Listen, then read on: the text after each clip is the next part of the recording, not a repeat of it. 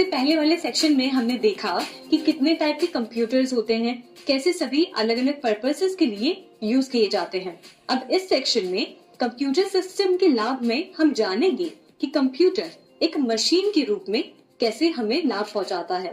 Computer की क्या विशेषता है? कंप्यूटर पर करने के सारे जरिए होंगे। सबसे पहला है स्पीड। कंप्यूटर की सबसे बड़ी विशेषता है कि वो बहुत तेज है, कोई भी टास्क कर सकते हैं। जब कंप्यूटर का एनर्जी हुआ तो फोर कि कोई भी कैलकुलेटर टास्क करने में कितना समय होगा, और आज देखिए सिर्फ एक क्लिक से कंप्यूटर लाखों डेटा को भी कुछ सेकंड्स में ही प्रोसेस कर देता है। कंप्यूटर ऐसा इसलिए कर पाते हैं क्योंकि उनमें जो प्रोसेसर्स लगे होते हैं जो उन्हें लाखों या कभी-कभी करोड़ों इंस्ट्रक्शंस को भी प्रोसेस करने में बस कुछ सेकंड्स की देरी लगाते हैं। इसका मतलब है कि डेटा को एनालाइज करना, कैलकुलेशन करना या कोई भी कॉम्प्लेक्स टास्क में उन्हें बहुत समय लगता है। और सबसे अच्छी बात ये है कि आप एक समय पर एक ही कंप्यूटर पर काफी सारे अलग टास्क कर सकते हैं। जैसे एक विंडो में आप सर्च ओपन कर रहे हैं, दूसरे विंडो में आप कोई फाइल अपलोड कर सकते हैं, तीसरे विंडो में आप इससे अंदाजा लगा सकते हैं कि कंप्यूटर कितना तेज है। वो एक साथ कई सारे काम एक ही समय पर कर सकता है। एग्जाम्पल के तौर पर मान लीजिए आपको एक प्रोजेक्ट पर काम करना है जिसमें आपको बहुत सारे नंबर्स का एनालिसिस करना है। अब सोचिए कि अगर यही काम आपको मैन्युअली करना पड़ जाए तो कितना समय लगेगा, पर कंप्यूटर की मदद से आप ये काम कर सकते हैं। इससे आज हम अपना समय बचा पा रहे हैं, साथ ही और डिमेंशंस और डेवलपमेंट पे फोकस पा रहे हैं, जरूरी है। इसी के साथ दूसरा पॉइंट है शुद्धता। कंप्यूटर एक ऐसा मशीन जो गलत नहीं हो सकता, या यूं कह लें कि कंप्यूटर कोई टास्क परफॉर्म कर सकता है तो उसमें सब सारा रिजल्ट एकदम करेक्ट निकल रहा है। अगर आप कंप्यूटर को कोई टास्क परफॉर्म करने के लिए कहते हैं, इंस्ट्रक्शन दें और अगर आपने डेटा कंप्यूटर में फीड किया है तो सही है, तो आपका एंड रिजल्ट एक बेहतर। इसलिए सबसे जरूरी कंप्यूटर पर बंद करके भरोसा करते हैं। आजकल एडवांस कंप्यूटर्स डेवलप हो रहे हैं और एरर डिटेक्शन फीचर आए हैं, यानी अगर आपसे गलती की है तो अपना सेव करके कर रहे हैं। मान लीजिए एक बैंक है जो रोजाना ट्रांजैक्शंस हैंडल करता है। इन ट्रांजैक्शंस पे एक्यूरेसी यानी हमेशा करेक्ट इंफॉर्मेशन रखना बहुत जरूरी है। कंप्यूटर की वजह से बैंक के चाहते हैं उनके जो भी ट्रांजैक्शंस रिकॉर्ड हो रहे हैं वो एकदम सही है, उनमें एरर्स नहीं है। या फिर साइंटिफिक रिसर्च में जहां डेटा एक्यूरेट एनालिसिस बहुत ज्यादा जरूरी होता है, कंप्यूटर्स की हेल्प से प्रिसाइज मेजरमेंट्स और कैलकुलेशंस कर सकते हैं जो कि मैनुअल मेथड से बहुत ज्यादा मुश्किल हो जाता। अब आगे बढ़ते हैं हमारे तीसरे पॉइंट की तरफ, जो है उच्च संचयन क्षमता यानी कि हाई स्टोरेज कैपेसिटी। कंप्यूटर में आजकल बहुत बड़ी क्वांटिटी में डेटा स्टोर किया जा रहा है। आप अपने videos, files, pictures, documents, music files सभी फाइल्स कंप्यूटर में सेव कर सकते हैं और जरूरत पड़ने पर उसे आसानी से अपने कंप्यूटर पे ढूंढ सकते हैं। आपको बस उस फाइल का नाम टाइप करना है और कंप्यूटर उस फाइल को आपको ढूंढ के दे देता है। इंटरेस्टिंग बात यह है कि आप अपने डेटा को स्टोर भी सकते हैं, साथ ही साथ उसे काफी अच्छे से ऑर्गेनाइज भी रख सकते हैं। एग्जाम्पल के तौर पर समझिए कि एक वेडिंग फोटोग्राफर है, उसने अपने एंगेजमेंट की फोटोज अपने कैमरा से क्लिक की है। अब वो आसानी से उन फोटोज को कैमरा से कंप्यूटर में ट्रांसफर कर सकता है और उन फोटोज की और या वीडियोस की कंप्यूटर में अलग से फोल्डर्स बना सकता है और सेव कर सकता है। साथ ही साथ उन्हें अलग अलग नाम के फोल्डर्स में सेव करके, जैसे समझिए एंगेजमेंट की फोटोज एक अलग फोल्डर में और शादी की फोटोज एक अलग फोल्डर में या किसी और सेरेमनी की फोटो एक अलग फोल्डर में, इस तरह से वो सारे वीडियोस, फोटोज स्टोर कर सकते हैं, उन्हें अच्छे से ऑर्गेनाइज कर सकते हैं और जिससे जरूरत पड़ने पे उन्हें नहीं होगी।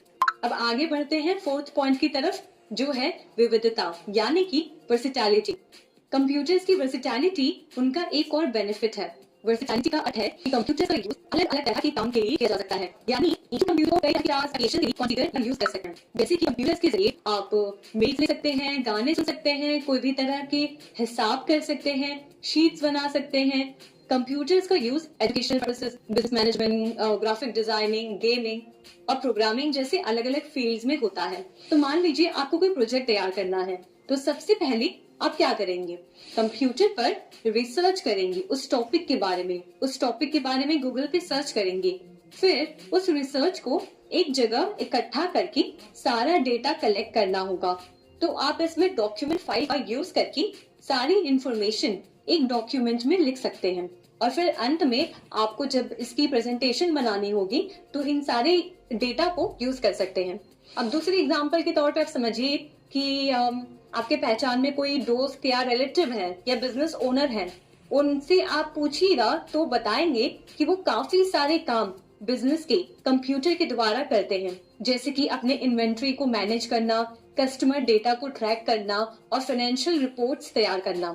सभी काम के लिए वो आसानी से कंप्यूटर का उपयोग कर पाते हैं और जिसके जरिए वो तरह तरह के काम कर सकते हैं, चाहे फिर वो डिजाइनिंग हो या मनोरंजन हो या कोई स्कूल प्रोजेक्ट तैयार करना हो या फिर बिजनेस को मैनेज करना। हर तरह के काम आप कंप्यूटर पे आसानी से कर सकते हैं। अब आगे बढ़ते हैं हमारे आखिरी पॉइंट की तरफ, जो है परिश्रमशीलता यानी कि डिलिजेंस। पांचवा और सबसे जरूरी बेनिफिट जो हमें कंप्यूटर से मिलता है वो है परिश्रमशील।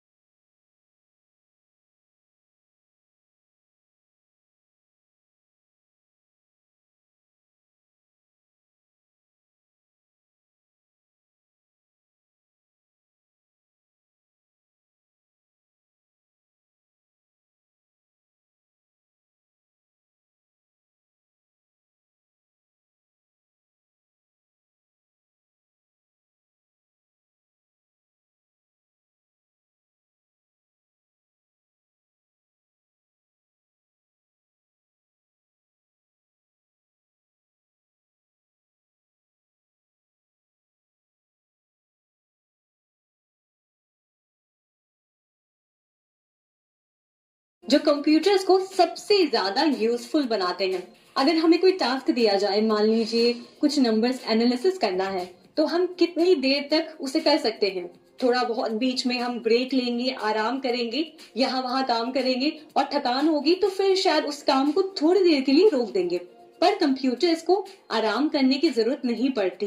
कंप्यूटर्स उस टास्क को परफॉर्म करने के लिए कोई ब्रेक नहीं लेते, कोई आराम करने की जरूरत नहीं पड़ती, वो लगातार उस काम को परफॉर्म कर सकते हैं। हम थोड़ा बहुत बीच में भले ही अपने काम से कंसंट्रेशन खो बैठे, पर कंप्यूटर एक मशीन है, वो कभी अपना कंसंट्रेशन नहीं खोता और ना कभी उसे बोरियत होती है, जिसकी वजह से उसे कोई ब्रेक लेने की जरूरत नहीं पड़ती। आप जिस गति से उसे जो भी निर्देश देते हैं वो उसी गति से उसे प्रोसेस करता है और एंड रिजल्ट एकदम सही देता है। अब हर चीज में चाहे जितनी सारी अच्छाइयां हो, फायदे हो, कुछ न कुछ सीमाएं जरूर होती हैं। उसी तरह से कंप्यूटर में भी कुछ सीमाएं हैं। कंप्यूटर्स को अक्सर डम मशीन या नॉन थिंकिंग मशीन कहा जाता है, क्योंकि इनके पास खुद का कोई आईक्यू नहीं होता। कंप्यूटर सिर्फ वही काम कर सकते हैं जो उन्हें प्रोग्राम या इंस्ट्रक्शंस के थ्रू बताया गया हो। इसका मतलब है अगर ऐसी कोई सिचुएशन आ जाए जिसमें कंप्यूटर को ना पता हो कि अब आगे क्या करना है, तो वो उसे परफॉर्म नहीं कर सकता। कुछ बातें जो कंप्यूटर को एक डम मशीन बनाती हैं। सबसे पहले कंप्यूटर्स पहले से प्रोग्राम्ड इंस्ट्रक्शंस के हिसाब से काम करते हैं। इनके पास खुद से सोचने समझने की कोई क्षमता नहीं होती। अगर किसी सिचुएशन का सोल्यूशन उनके प्रोग्राम में नहीं है तो वो उस पर प्रभावशाली तरह से रिस्पॉन्ड नहीं कर सकते।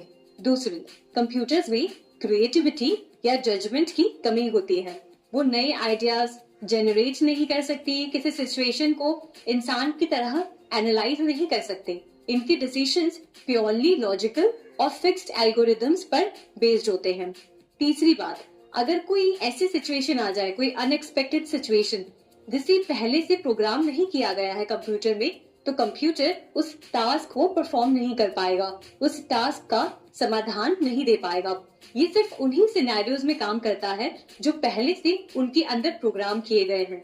मान लीजिए एक लाइब्रेरी मैनेजमेंट सिस्टम है। अगर लाइब्रेरी में कोई ऐसी यूनिक सिचुएशन आती है, जैसे एक रेयर बुक का स्पेशल हैंडलिंग जो उस सिस्टम में प्रोग्राम नहीं किया गया है, तो कंप्यूटर उस सिचुएशन का समाधान नहीं कर सकता। या एक और एग्जांपल लेते हैं, एक रोबोटिक वैक्यूम क्लीनर का। ये क्लीनर प्रोग्राम्ड पार्ट्स और क्लीनिंग पैटर्न्स के हिसाब से काम